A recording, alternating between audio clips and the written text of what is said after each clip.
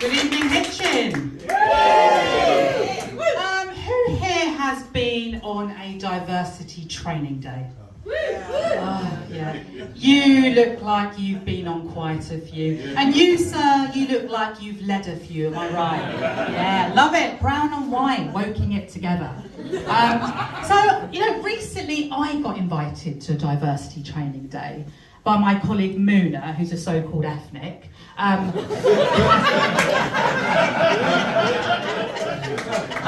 can say that you definitely can't.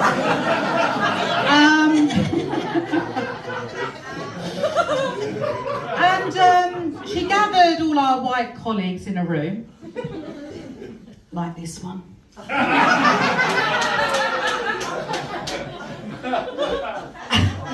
She comes in the room and she smells the air and she's like, I can smell a racist.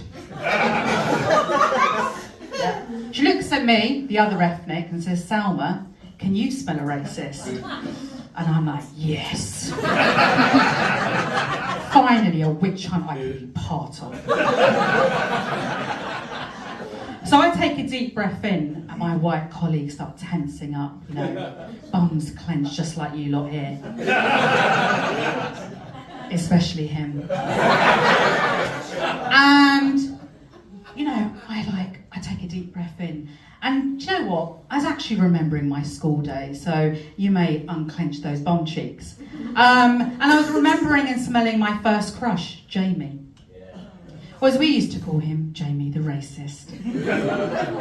Because to be fair to him, he was a fucking racist. Yeah. But alhamdulillah, he smelled good. Yeah. He's not of Lynx Africa. Like as a white, ironic scent choice. And his mum stolen silk-cut cigarettes. And shepherd's pie. The trifecta of whiteness. So I said to Muna, yes, I can smell a racist. And my white colleague, they've been petrified, wondering which one of them I was going to out next. And I thought, do you know what? I don't mind it. Smell of a racist. Families. Who hates their family here? Thank you for the validation. Thank you. Oh, I hate my family too, all right? I grew up as a Pakistani Muslim. That's not why I hate my family, by the way, you Islamophobes. I don't know if you know much about Islam, but it's on the spectrum, a bit like sexuality. Less chlamydia.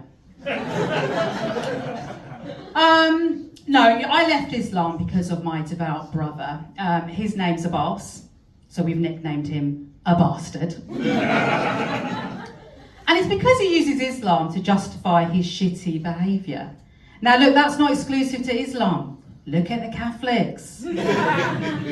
They use Jesus as a way to sleep with children.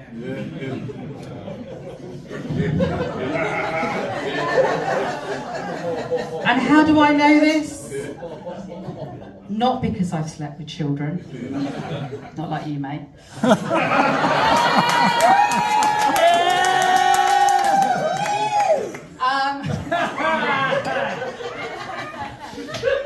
We had to get him, didn't we? It's because I married a Catholic. Yeah. So my brother, right, the bastard, criticises me for not following a strict halal diet. Yeah, but then behind my back, he's stuffing his face with McDonald's hamburgers, right? And he justifies this by saying McDonald's don't put enough meat in their hamburgers to know whether it's halal or not. And when I found this out, I was like, Jesus Christ almighty. My dad said, wrong prophet. I hate my children too. I'm going to lean into the hatred tonight. I hate my children, right, because they are weak pussies. They are. I'll give you a recent example, right? Our kitten got sick, right?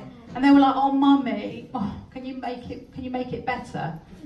I checked the no-frills pet insurance, right? It's not going to cover the cancer operation. 15 grand? You can get a new kitten for 150 quid. Yes, you know this, madam. You have, yes, you bought a few. Yes, I have a few as well. As a thrifty Pakistani, I'm going to make it cheaper, right? So we buried it in the garden. So I'm standing there with my 3 weak children, yeah? And only one of them is crying. It's pathetic. For a kitten that they supposedly love, they wanted me to spend 15 grand on. I'm going to make them cry. I got a glimpse into my future. It's my funeral, and only one of them's crying. Fuck that. I'm going to leave a written confession. It's going to say, oh, could have saved that kitten all along. I just didn't. Speaking of loving and smelling a racist, I'm married to a white man for my sins. It's a bit difficult being a Pakistani ex-Muslim, now married to a Catholic. Not sure how this whole sin thing works. But I reckon through this marriage I'm atoning for all of my sins and the sins of my ancestors. Now, I'm not saying all white people are racist, but when my husband Sean pisses me off, I call him the great white bastard. Which is fair. I've experienced 45 years of racism from other white men. They can deal with, he can deal with a bit of bum clenching uncomfortableness, just like you guys are doing right now. Yeah? But look, to be fair, I've experienced so much racism, I feel invisible, right? I'm so inconspicuous these days. I was at the National and this woman put her feet on me.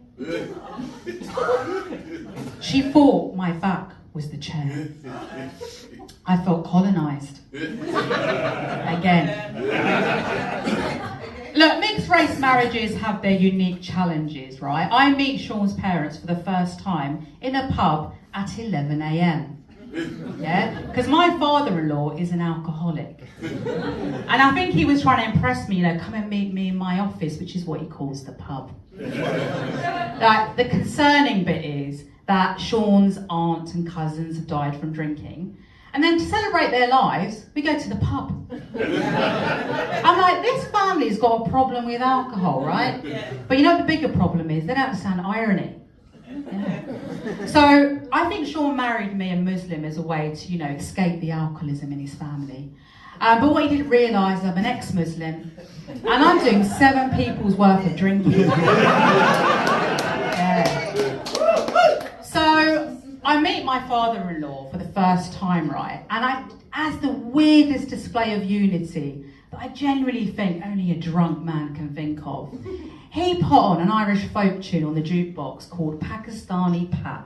I know. Can you imagine? It exists. I know what you're thinking. There's no way on Allah's green grass is there an Irish folk tune called Pakistani Pat. Believe me, there is. I've heard every cringe-inducing word. Any Irish in the house? Any white people in the house? Have you heard of Pakistani Pat, sir? No.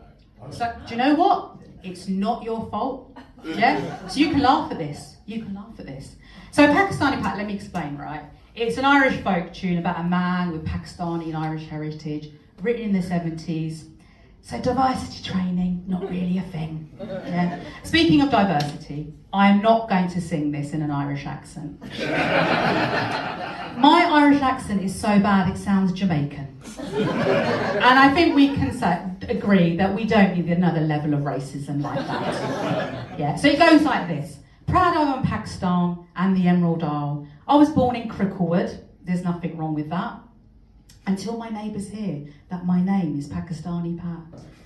So there I am, in a pub full of Irish people, wasted Irish people singing Pakistani Pat in my face. Guys, they were just trying to make me feel welcome. And you know what? They continue to do that every Christmas when they gift me, my in-laws, a box of black magic chocolates. Proving once again, this family doesn't understand irony. I've been Salma Lyons. Thank you very much.